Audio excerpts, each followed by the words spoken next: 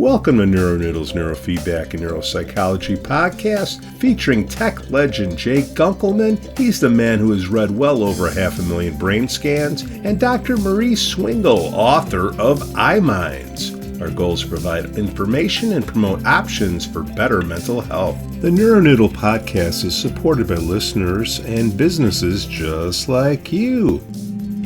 So what do you think of the CDC? Is that something we want to do? Yeah, we can definitely cover it. The CDC is got an interesting little short list. The 10 most common things that people complain about, but they're categorized as DSM categories. Yeah. So it's an imaginary list to a certain extent. Okay. They do have symptoms that are common, but they don't really predict treatment. So rather than just look at their list, if you look at the underlying pathophysiology of the list, then I think you start to see actually the core problems that we're dealing with, as opposed to the symptom story that the doctor is going to categorize you with to get his payment. The DSM is useful for administrative purposes, but not for treatment decision making. Now, if you actually start to look at their list, which I think I can probably pop up here for us, it's actually kind of a classic list of symptoms: anxiety, depression, PTSD, ADD, addiction, bipolar, eating disorders, OCD, schizophrenia, autism. Now, if you think about it, anxiety disorders and depression are both frontal lobe problems of affect regulation. And you can have different presentations for them, but they're related. And depression, what kind of depression is that? Is that sadness, boohoo sad? Is it amotivation, lack of initiation, anhedonia? Is it agitated depression, which is like anxiety? These categories don't really tell you that much ultimately. Yeah. When it comes right down to it, I got a stack of. Yeah, no problem, Jay. There we go. Where that list came from was just a simple prompt request targeting the CDC and what people are saying that, hey, these are the mental issues that I'm having, and that's what spit back as the top 10. I thought it'd be cool to say, look, here are the top 10, and then here are the areas in the brain, just a little something. Yeah. So maybe a new tech or a parent can go and say, oh, okay, I get it. Yeah. So as interesting as the symptom presentation is, you have to get past the story to get the treatment that's going to work. So as an example, this is the ISPOT D study, the ability to identify depression. Over 3,000 patients. They didn't find a single pattern that predicted depression. There was a multitude of disturbances frontally. And again, what is it? Sad, agitated, amotivational, different aspects of the frontal lobe's function. And if you add arousal to it, you can end up with anxiety being triggered by frontal lobe affective regulatory disturbances, probably combined with the inability to perceive social context, the right temporal area. So their list, which is a classic list of symptoms, kind of points us anxiety, probably the frontal lobe, And if we look at that as the frontal lobe, and the anxiety with frontal lobe may have this is the left one, but they may have a right posterior temporal parietal junction perceptual problem perceiving social context. If you can't judge the emotion of the people around you, it's kind of an anxiety-inducing, ambiguous situation socially. So frontal lobe affect regulation and perceptual problems can end up being a presentation of anxiety. But their list basically ends up having other frontal lobe things as well. PTSD has some frontal findings, but ultimately PTSD has a rather substantial disturbance deep in the brain, in the amygdala. This is actually the right side amygdala in fMRI, which it's like you're looking down at the patient's face and head, and it's reversed basically. So this is the right amygdala, amygdala and insula that basically end up being involved in the PTSD, and this work was done actually fairly recently. This is Tomas Ros does end up specifically pointing to the subcortical locations that are involved in essentially emergency stopping. The right insula and amygdala, if you give somebody an event-related potential task that's a go, no-go, stop task, where they actually have to start a response and then get a stop sign that they have to abort the action that they started. And the right amygdala and insula work with the operculum, the surface cortex overlying them on the right side. And that's your emergency braking system. That's the ability to stop. And in PTSD, this particular circuitry ends up being in trouble, basically.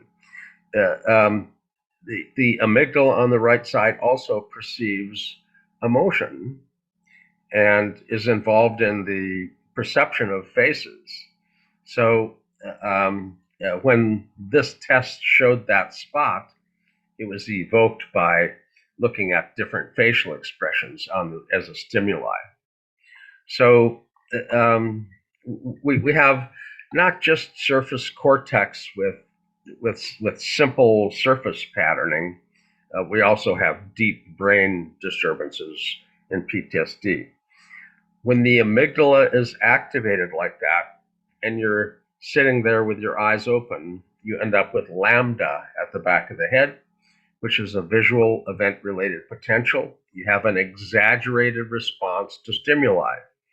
When you're emotionally charged up and you get a stimuli, you have a jumpy, excessive response.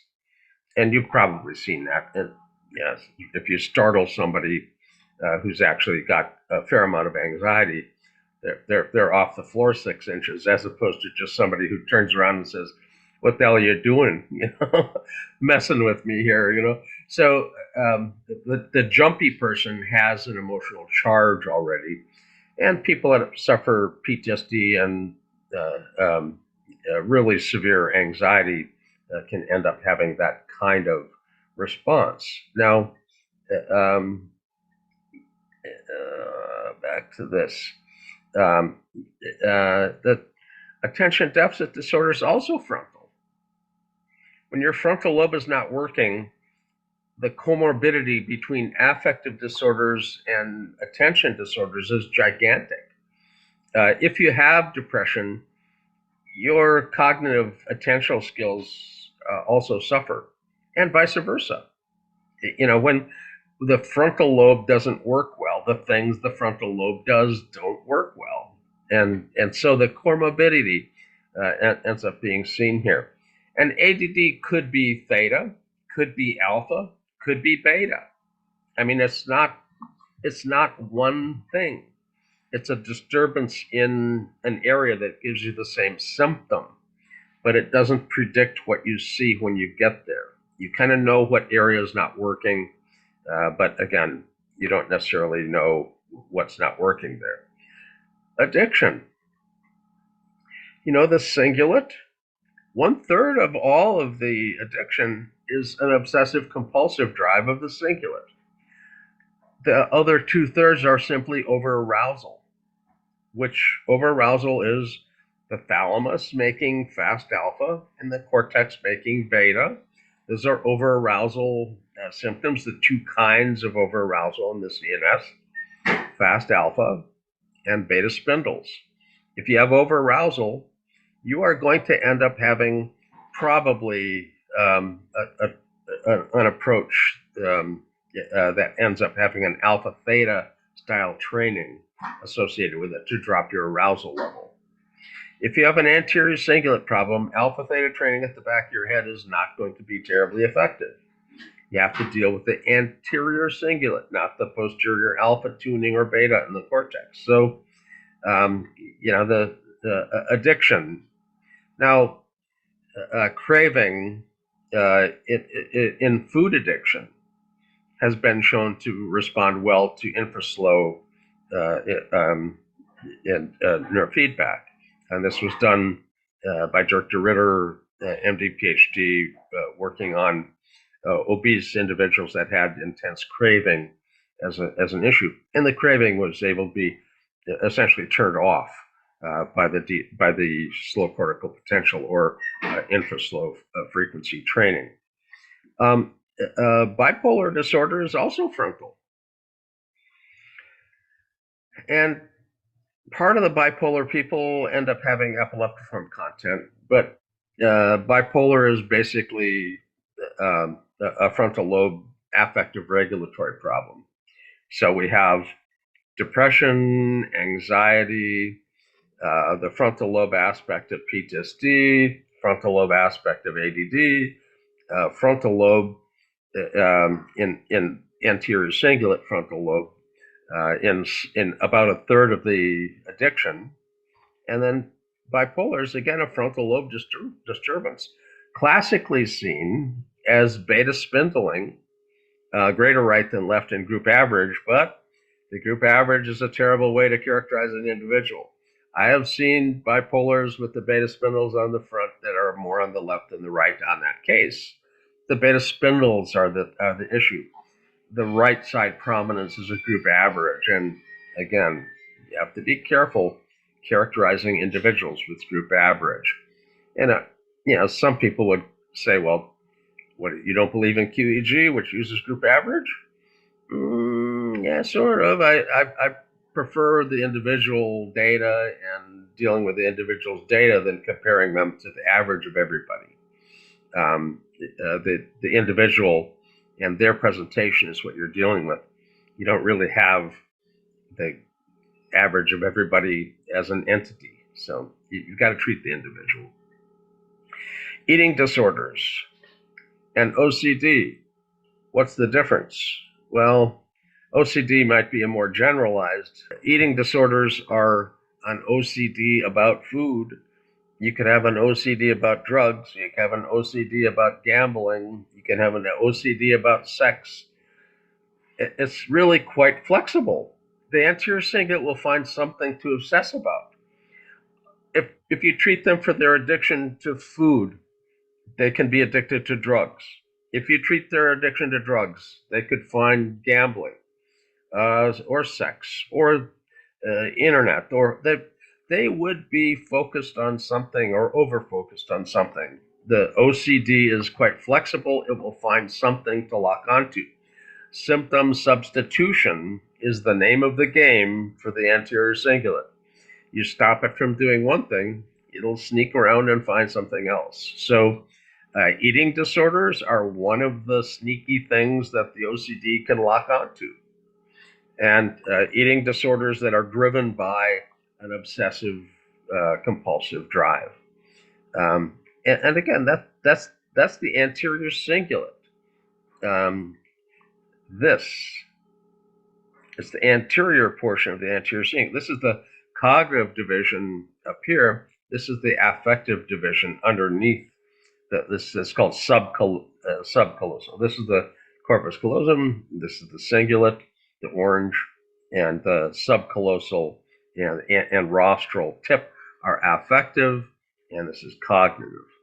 So you can have an obsessive drive or an affective drive towards things.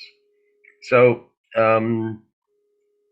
anyway, we've got interesting locations. You can have frontal lobe attentional and affective disturbances, but I have a couple of things that aren't necessarily even on their list. Now, the last two here are not in a spot. It's a disturbed system. You can't find the spot for schizophrenia. It's a disturbed overall system, and in autism, you end up having a disturbed system. Now, autism is a spectrum disorder, and that spectrum disorder ends up having about 60% of them with epileptiform content. So, they didn't really include unexpected epileptiform content in their list, but that's not an easy observable behavior. You don't see the autism spectrum people falling down and convulsing and being incontinent and biting their tongue, things people think of as epilepsy. But epilepsy can mimic almost any behavior and disturbed behavior in autism, again, 60% or more. Now, I'd like to point to one study, 870 people out of 1,014. They had an all-day, 24-hour study that included sleep. They found 85% of their clients. Now, this is not a small study, and it's probably representative of the actual numbers if you do a 24-hour study, because if you do a very brief study, you're very unlikely to see it. The longer the study, the more likely you are to see epileptiform content. As an example of that, these are the ADD studies, and about 25% of the ADD population have epileptiform content. One study had 2-minute EEGs. The rest of them, 20 minutes is the minimum. 20 to 30 is the minimum. 20 is the base minimum for timing. And they did 2-minute EEGs. They only found 4%. Everybody else is 25 or more. Well, one is 16 here, but when you average it up, you get about 25%. Jay, I really miss your bad art for the new techs or the moms and dads that just happen to trip over this podcast. They say, what the hell is an eleptiform discharge? It seems to be all over the place. What is it? Well, an epileptiform discharge is, in fact, an EEG that's going along swimmingly nicely, and all of a sudden, out of almost nowhere, you see chaos erupt. Gigantic voltages, spikes, which are very narrow, very tall discharges, followed by slow waves, and they're so large that the person's cognitive abilities are hijacked. If you're maybe 5 or 10 microvolts of a perception that's being processed through the brain, and all of a sudden you get hit with a 500 to 700 to 1,000 microvolt wave, how can you track that 5 to 10 microvolt perception? The little ship is lost. you lose your cognitive tracking. So the gigantic discharges up front give you absence-like spells. You can't track something, so you look like you're non-responsive and staring off, staring spells, occasionally blinking or staring spells. And the absence epilepsy has 3 per second spiking wave frontally. Occasionally, you'll see a little movement in the lips or a little movement in the thumb, but they don't fall down and convulse, generalized tonic-clonic. This is just a spell where they're not present. A classic 3 per second spiking wave has even a half a chance of something being grown out of in your late teens if it's a pure 3 per second spiking wave and not an atypical one. Now, anxiety disorders has 12%. You might think, oh, well, that's not very much, is it? Well, the background population has 3%. 12% is a 400% increase above the baseline. You have 4 times more than the average person pulled randomly from the healthy population. They have randomly, just by observation, about 3% of the healthy, normal people have an unexpected discharge. So this is 4 times more likely. But if you add panic to anxiety, if you're anxious and you have panic spells, the percentage goes up to about 30%. So up to a third of the people actually have undiagnosed epileptiform content if they have panic disorders on top of their anxiety. Obviously, autism is a gigantic percentage. Mood disorders, like depression and anxiety.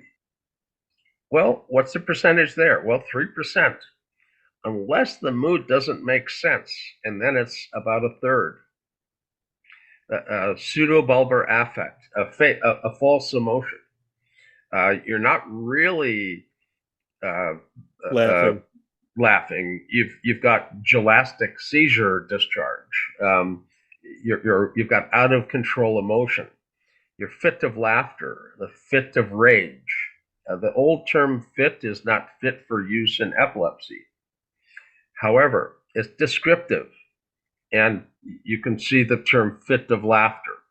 The person is really like, nothing tickled their funny bone. They're not laughing out of things being funny. They have a forced laughter. And in fact, subjectively, that is quite often terrifying to be laughing out of control, not able to stop. And their fits of rage, obviously, they quite often don't have a good memory of it because it was a seizure.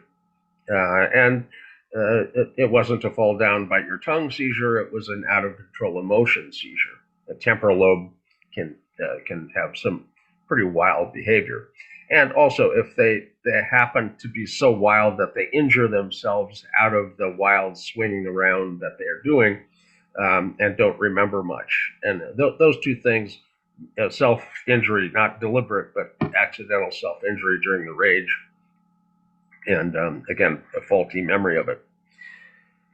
Psychotic individuals, and on their list, they did have schizophrenia, basically, on their list, but a third of the schizophrenics don't respond to antipsychotics well because they actually have an underlying epileptiform discharge, and they need to have an anticonvulsant to stabilize them, not an antipsychotic. The antipsychotics drop your seizure threshold. If you're one of the 3 people that are psychotic that happen to have discharges, and they give you the same meds as the other 2, you're going to get worse. They might get better, but the discharges get worse with antipsychotic meds, and you need to be well aware of that. Very similar to bipolar individuals that have discharges, which can happen. They also need anticonvulsants, not antipsychotics. So, Jay, what is bipolar? Well, bipolar is classically common term is manic depression. Well, Well, manic depression isn't like you're manically depressed or you're depressed about being manic.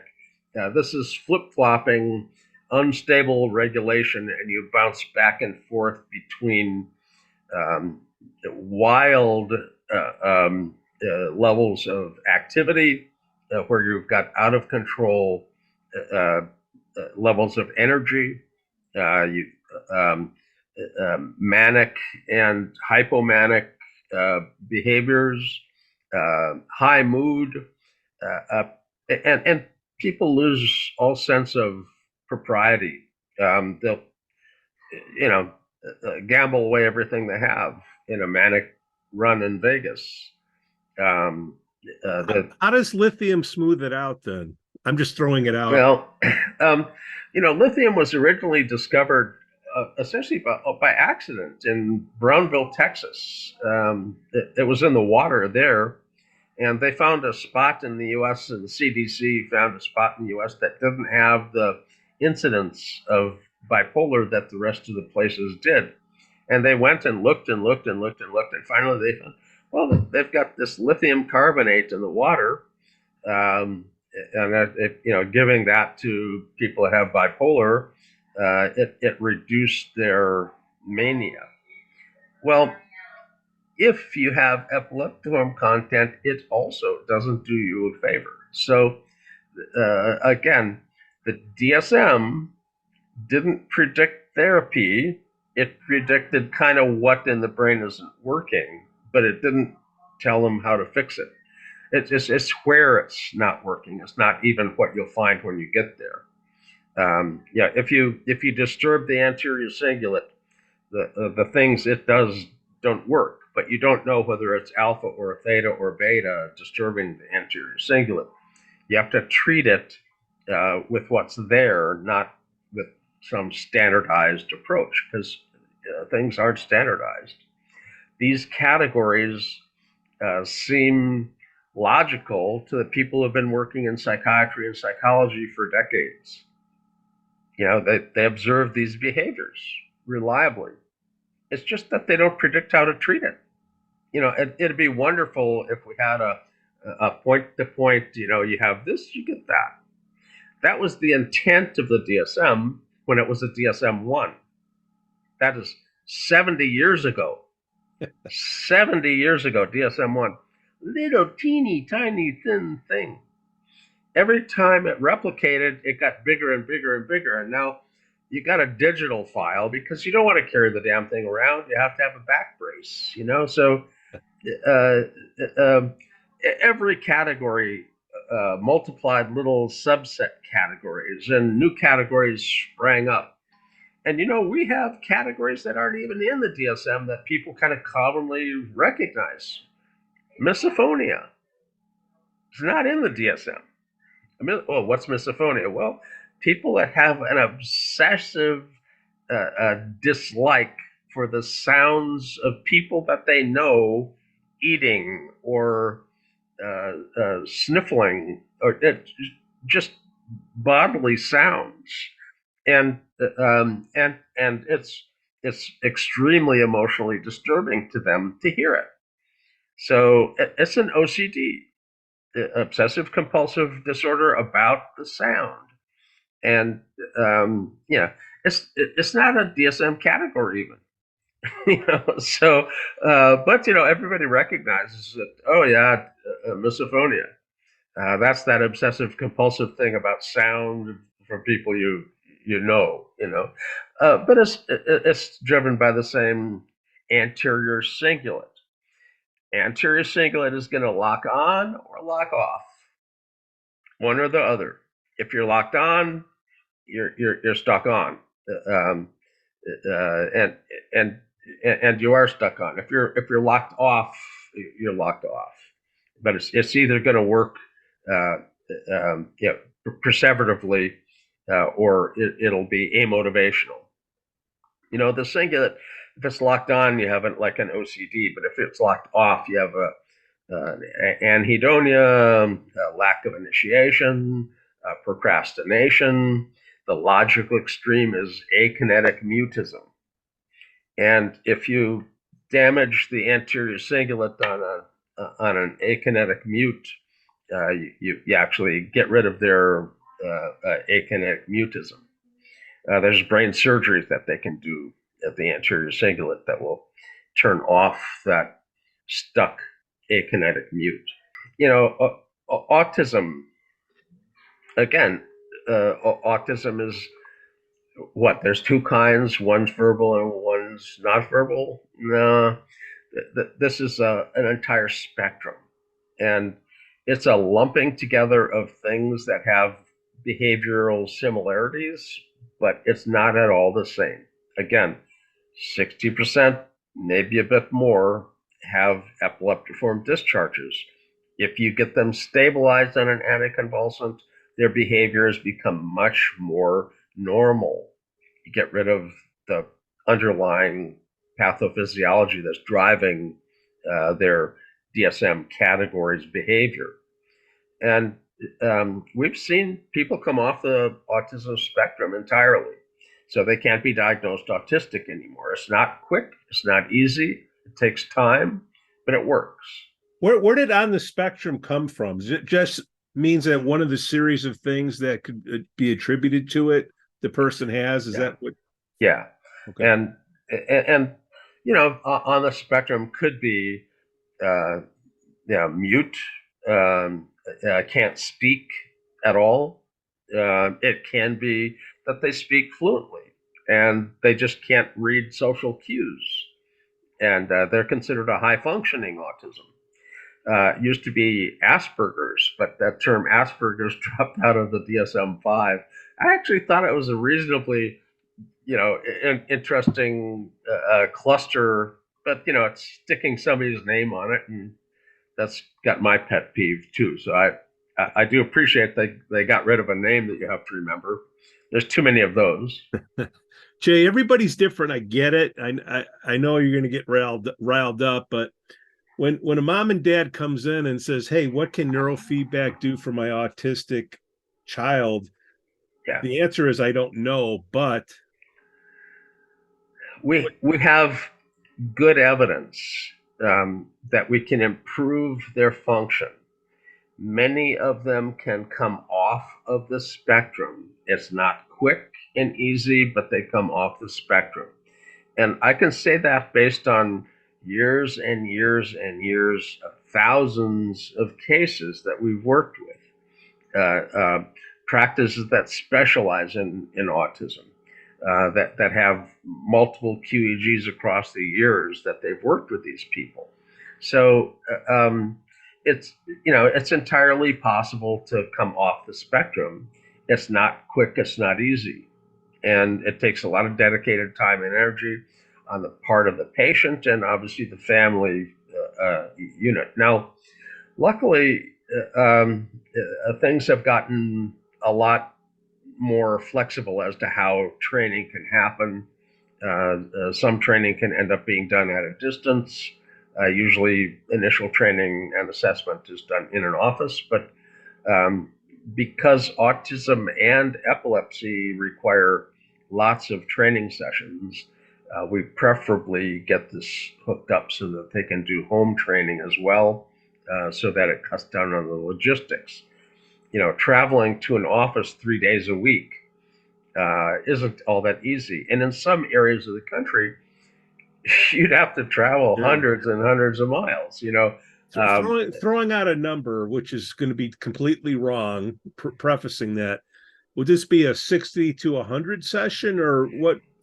If you've got a high functioning a high functioning autism case, you're probably dealing with 40 to 60 sessions. Okay. If you've got an autism case where they have epileptiform discharges and they have difficulty with language and social, you're probably dealing with 100 or more. But then if you have epileptiform content, we usually suggest it's going to be 100 or more. It might be quicker. I mean, some people are, stars in their school academics. Well, some people are stars in their neurofeedback, and they get it really, really quick and well. Learning curve. Learning curve. Yeah. And learning curves have all sorts of things that can disturb them, including learning disabilities, epileptiform content that's messing with your ability to, and sleep, which isn't on the list. Why the hell isn't insomnia on this list of problems? Because it makes everything worse. If you're not sleeping well. Now, nowadays you can monitor your sleep. Goodness, it's hard not to monitor your sleep almost. Apple Watches, Fitbits, Aura rings, Wellue rings. I mean, there's monitors that do all kinds of sleep monitoring. I mean, I had a 3-bed sleep lab, and I know what full polysomnography is all about. And although these monitors don't give you things like body position, are you laying supine flat on your back when you're snoring, or are you on your side? There's some information we can't get, but oximetry, sleep staging, respiratory rate, heart rate variability, number of awakenings, number of movements. We can't really get restless leg syndrome specifically like a sleep lab does, because we don't stick electrodes on your legs, but a sleep lab does. A sleep lab will put a body position monitor in your lower back, so you know which side or front or back you're on. They have airflow out your nose and mouth. We simply monitor oximetry. We're not looking at airflow out of your nose and mouth. We can't tell if your hypoxia is due to obstruction or central apnea, your body not telling you to breathe. But if you've got hypoxia at night, you've got to have a more complete workup. So not sleeping well at night contributes to your psychiatric disturbance in a major way. And the ability to diagnose ADD, because of how sleepy people are now, has changed. Historically, 1999, the theta-beta ratio, 95 to 98% accurate, differentiating ADD from normal. Now, it's 50% accurate, actually 40 to 60. That sounds like a 50-50 chance to me. Give me a coin, save me the mess of hooking them up. I'm sorry. The coin says well, that's the same odds you'd have now. So the theta-beta ratio no longer works because people fall asleep too easily. There's too much drowsiness in the study. They're not maintaining an awake, vigilant state like they had in 1999. 2 hours less per night in sleep for the adolescents. 2 hours. Now, what happens when you mix in diet or sugar? Lots of sugar and no exercise, Jay. Well, you've got one problem and you tie 2 or 3 others to it. It's like having a cherry bomb in your hand and adding in an M80 and a couple ladyfingers and lighting them all at once. I just want one fix, right? And they, people don't want to hear you got to do all these other things. The complexity is figuring out what to do. The treatments are actually pretty straightforward. It requires expertise to figure out where on this, orb do we end up needing to stick the electrodes, and what do we need to train up? What do we need to suppress? And at that point, kind of how often should I be doing it? And doing it more than once a day doesn't make great sense unless you're on an emergency calendar issue. 2 per day doesn't allow for consolidation of memory between sessions. So your efficiency of how much you learn per session is dropping somewhat. But earlier on the calendar, it might take you more sessions, but you're going to get well quicker. Now, this was shown by Larry Van Bloem, who worked with reactive attachment. And the group that he worked with also worked with reactive attachment. They used the same technique. However, Larry ran a school setting where all the reactive attachment disorder kids from the area in Utah were sent to his little home school. Well, can you imagine a home school full of reactive attachment disorder kids? It was like, controlled chaos in the school. But they were doing 2 or 3 sessions of neurofeedback a day, totaling to 120 or more sessions to get the reactive attachment kids okay. The clinical group that was using the same kind of training, but it was a clinical practice where you're coming in 3 times a week, they did 60 to 80. So, twice as effective as doing it multiple times a day on a per session basis. But again, if you're doing it 3 times a week instead of 3 times a day, and for Larry, he wasn't being paid to do neurofeedback. He was being paid to school the kids. So they weren't charging per session. Yeah. This was just part of the schooling. And for him, getting the kids so he wasn't any longer like a hand grenade thrown into the middle of the room, because the reactive attachment disorder kid can be just like that. And Jay, if I make this statement, tell me if I'm off base or not. But if you have a child and you have an autistic child, you're frustrated, you're looking for answers, you just want to help, would it make sense for that parent to go through a neurofeedback program, EEG program, rent a EEG and amplifier for a period of time, and learn how to do this to provide the training to the child? I know a lot of people are going to cringe on it, but they're looking at the cost benefit. Yep. At 100 sessions, you're pretty much paying for a brand new unit. Am I way off, or? Yeah, there are lots of practices that are set up pretty much that way now. Yeah. And COVID kind of forced some remote training, options where ideally you might have wanted to be in office, but it got people equipped. So now they can do at-home training and supervise at a distance. The parent may do the hookup and the parent may run the session, but it may be supervised sometimes online. The therapist looking over the shoulder, making the camera connections. Well, you can see if I had an electrode here instead of there. So right. At a distance you can see where the electrodes are, and you can watch the thresholds and reactions on screen. And if a protocol has to be adjusted, the therapist can make adjustments at a distance. Once the parent gets really smooth and things are going well, the client may simply send in the session data and have it monitored that way to make sure things are going as expected. And if there's an unusual reaction, then you can end up having a supervised session again. So it cuts down on the expense. There are practices that would have you purchase your own machine. There are some that will provide it to you. It still belongs to them, but you can use it as for a fee for a home unit. But you've got to have home insurance to make sure that it's not stolen or damaged and that sort of thing.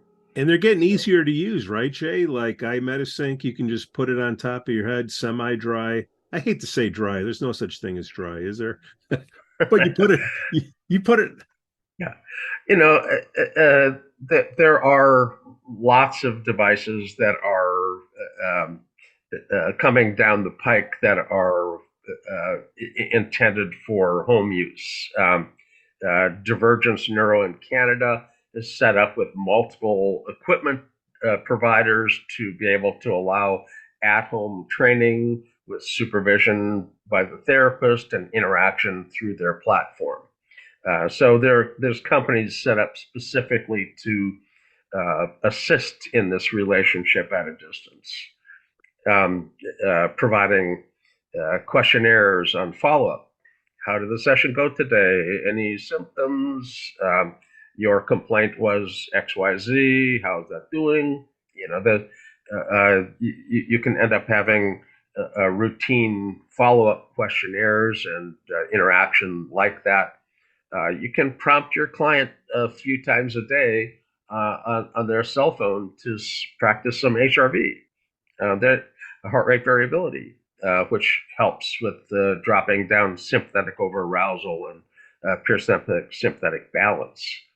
So we're in a whole new world of possibilities here, and the corporations that produce the equipment have equipment that can be used this way now. And to set expectations, Jay, again, learning curves are different. Everybody is different. You have to say that because they're only going to listen to, hey, it works or it doesn't work. But what I think an expectation that could be made is you're trying to decrease the volatility of whatever was happening before, decrease whatever is going to happen now. Is that a set expectation? Well, we're going to shift their baseline to a better baseline, and we're going to stabilize their function a bit.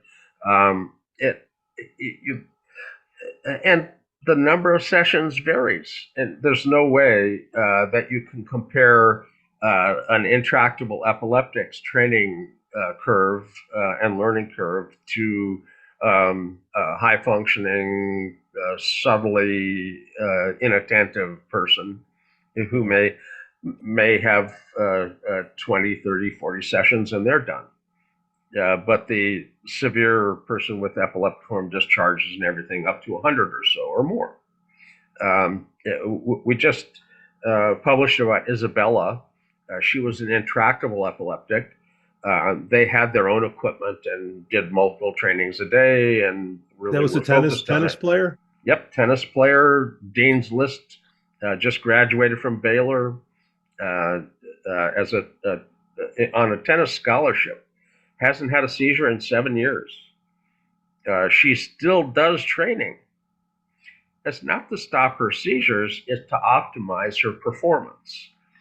The higher the performance you want to have, the more likely you are to need a tune-up and repetitively tuned up. Go to working out, go to Daytona 500. Those cars they're tuning those things all the time. They make little tweaks, little tune-up adjustments to optimize their performance. And if you're going to be a high performer, you probably are going to end up needing to optimize your function in some way. Now, you might be able to do it without any neurofeedback, but I think neurofeedback's a unique ability to have an insight into your function and the power to actually reach in and change things that you want to change. Once you actually take a very good look at the function and identify the areas that need to be changed, we can focus on those and allow you to have feedback about it accurately. Everything you learned to do was by trial and error. Remember how you'd fed yourself at first? That first scoop of pudding, shoot over the shoulder. I missed to the right. Boop, on the top of the head. I was a little high.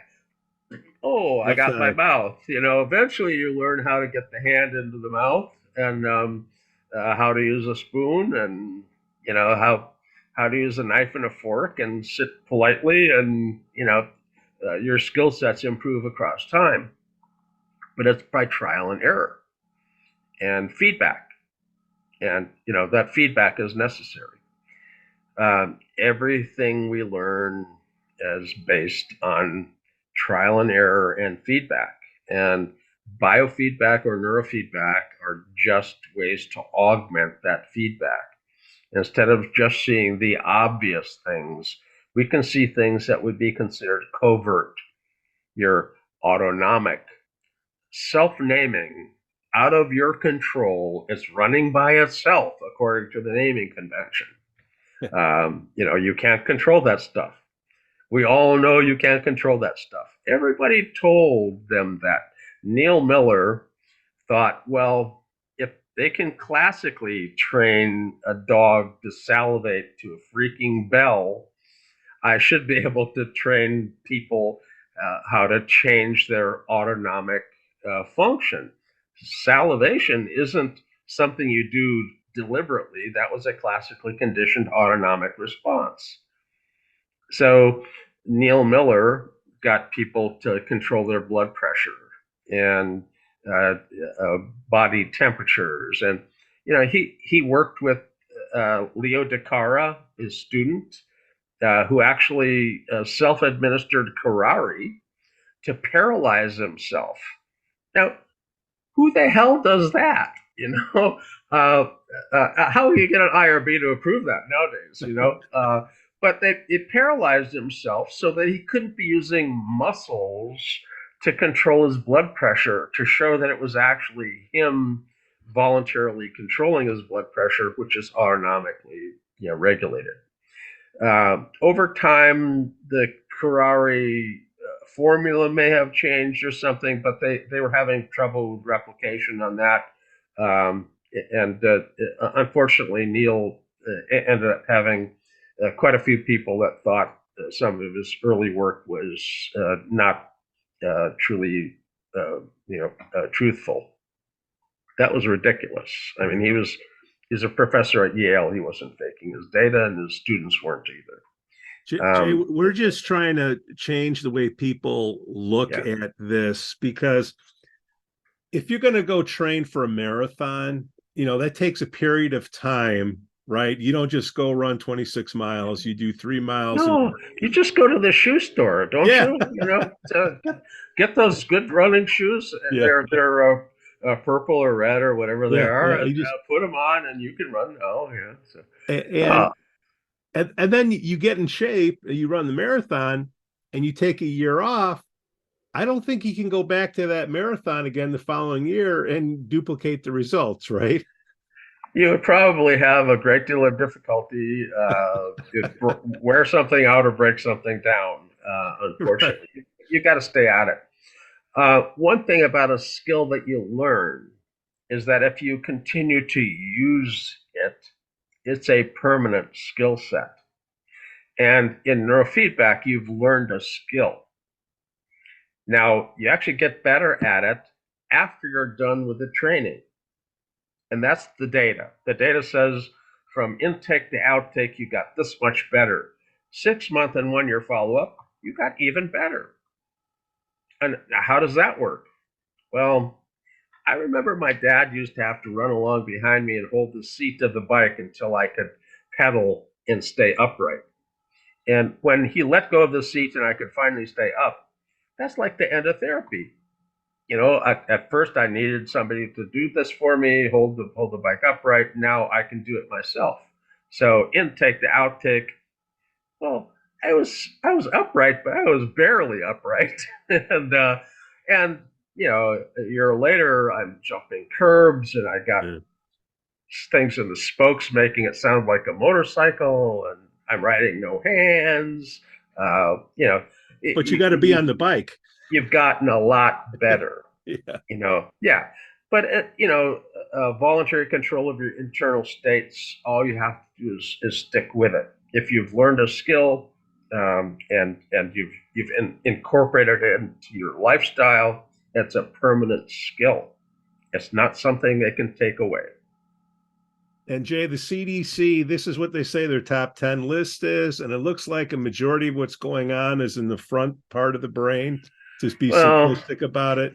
Schizophrenia and autism are systems, right? Deep in the brain that are off. The non-system stuff is in the front. OCD is a cingulate, frontal cingulate.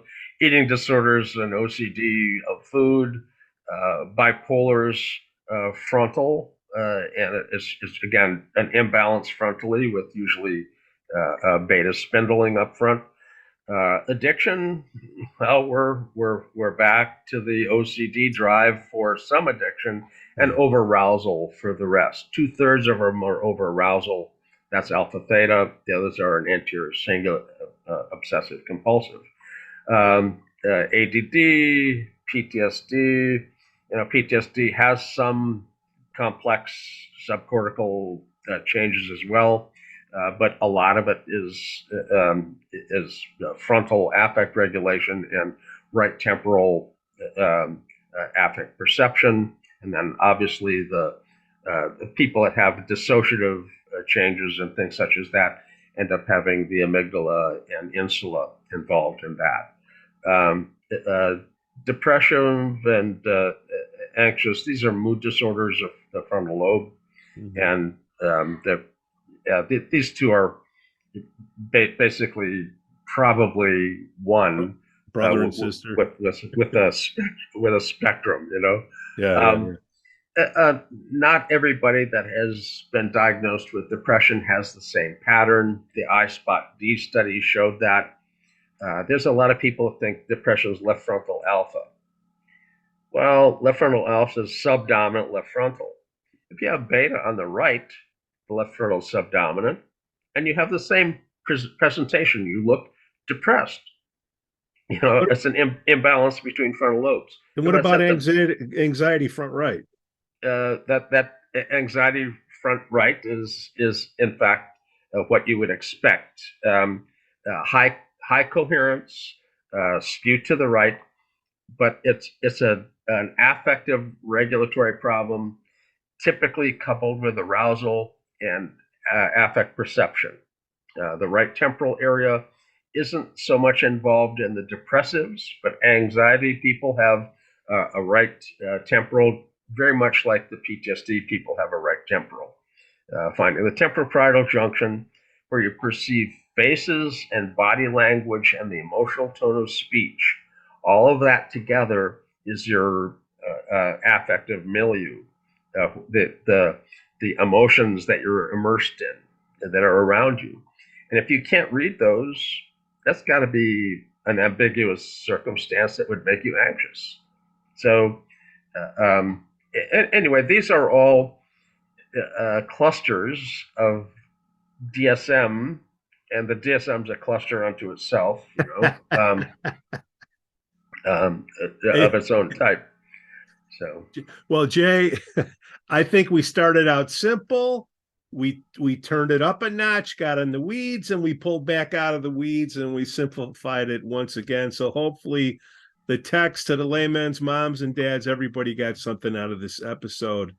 And as usual, Jay, thank you for coming on the NeuroNoodle Neurofeedback Podcast. Well, thanks for having me. The NeuroNoodle Podcast is supported by listeners and businesses just like you.